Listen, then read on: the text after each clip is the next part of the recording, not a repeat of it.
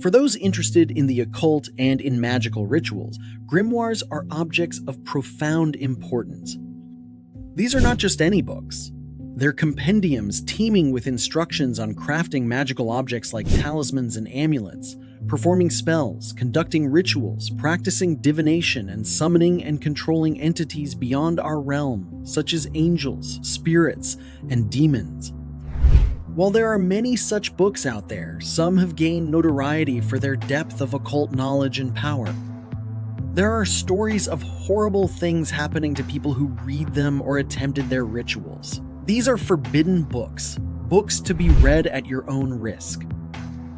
Let's take a look at some of the most influential grimoires of all time. The Picatrix. Originally written in Arabic as Ghayat al-Hakim and later translated into Latin, the Picatrix is an in-depth grimoire that's around 1,000 years old.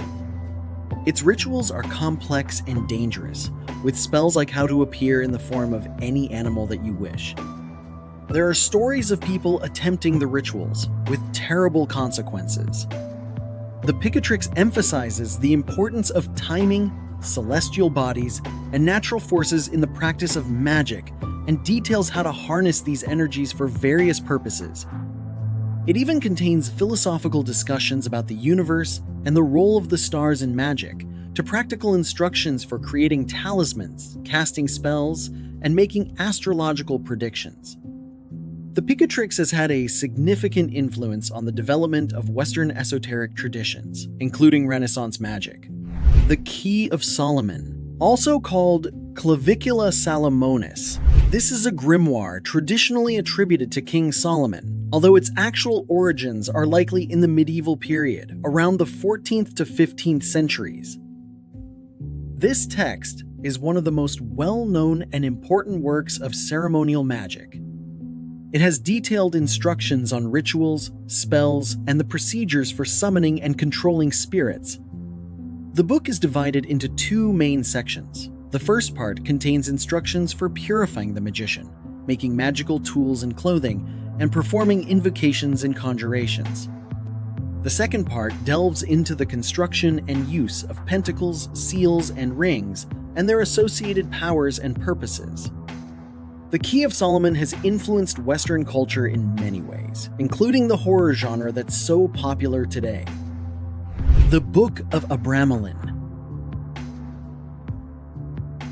Attributed to Abraham von Worms, a 15th century Jewish traveler, this grimoire is renowned for describing a complex ritual known as the Abramelin operation. The text is divided into three sections. The first two discuss Abraham's travels and the teachings he received from the wise magician Abramelin, who he meets while on his travels. The third details the 6-month process of the Abramelin ritual, involving prayer, asceticism, and personal discipline. The central goal of this ritual is to enable the magician to obtain the knowledge and conversation of their guardian angel. Through this communion, the magician is believed to gain profound mystical knowledge and the power to command demons. Rumor has it that Aleister Crowley, founder of the Religion Thelema, once attempted the complex ritual but was unsuccessful. It did, however, influence him profoundly. The Grand Grimoire.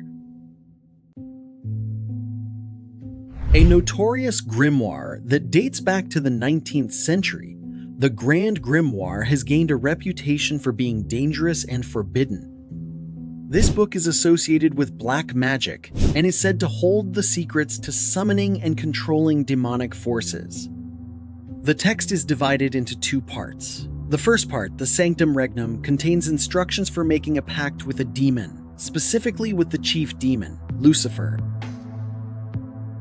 It outlines rituals and spells for invoking these beings, with the aim of gaining wealth or power. The second part, the Sanctum Artis, includes a variety of spells and curses.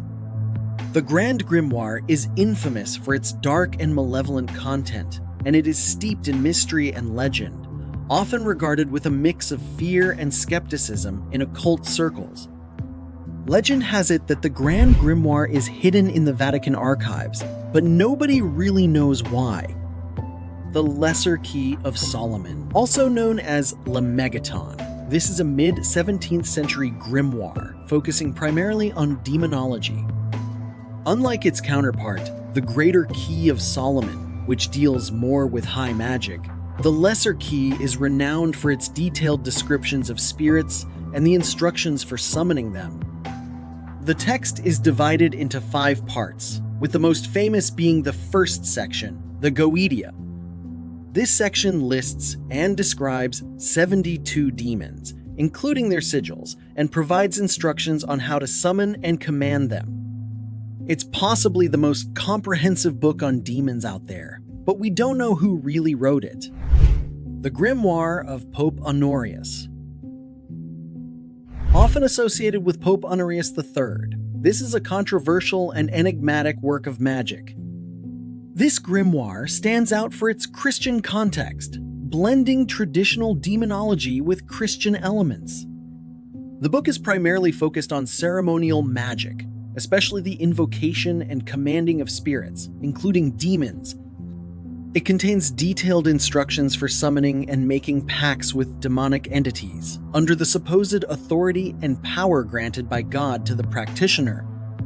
The rituals often require the use of sacred objects in specific conditions like times and days. What makes this grimoire particularly notorious is its claim of papal authorship, which has been widely discredited. Despite this, it has had a significant impact on the field of occult literature, especially in the tradition of Goetic magic.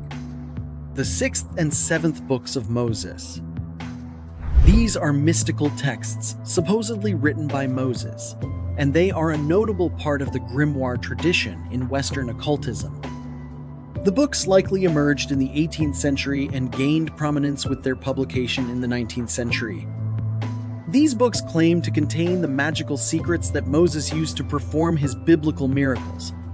They tell the secrets of how he parted the Red Sea and brought on the plagues in Egypt. They are composed of a collection of magical spells, seals, and rituals, and are heavily steeped in Jewish mysticism, though they also incorporate elements of Christian and Kabbalistic symbolism. Despite their titles, the books of Moses are not considered part of the biblical canon and are instead viewed as apocryphal works that blend various esoteric and religious traditions. Their appeal lies in the supposed ancient wisdom and the powerful magical practices they describe. And there you have it, a list of the most notorious grimoires out there. Which one do you think is the most influential? Let us know in the comments below. If you enjoyed this video, please like it and subscribe to our channel for more videos like this. Thanks for watching.